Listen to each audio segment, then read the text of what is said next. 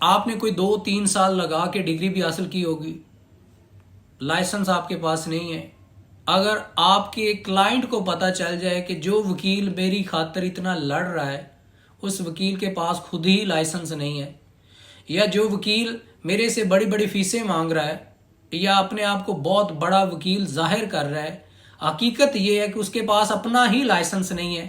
اس کے پاس اپنا لائسنس کیوں نہیں ہے؟ کیونکہ اس کا لا گیٹ ہی نہیں کلیئر۔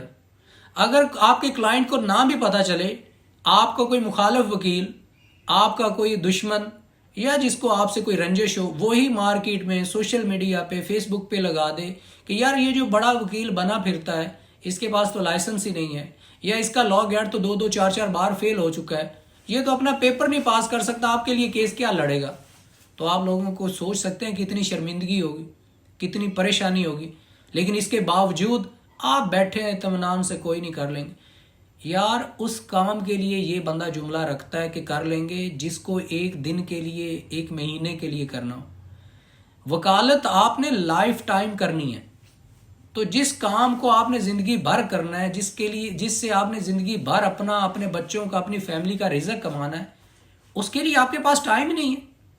اس کو تیار کرنے کے لیے آپ کے پاس ٹائم ہی نہیں ہے کہ اس کو پڑھ لیں، اس کو تیار کر لیں، اس کو پاس کر کے اپنا لائسنس لے لیں اور باعزت طریقے سے وکالت سے روزگار کمائیں۔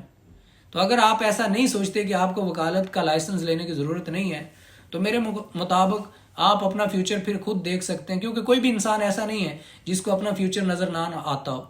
ہر کسی کو اپنے کرتوت سے اپنا فیوچر نظر آتا ہے۔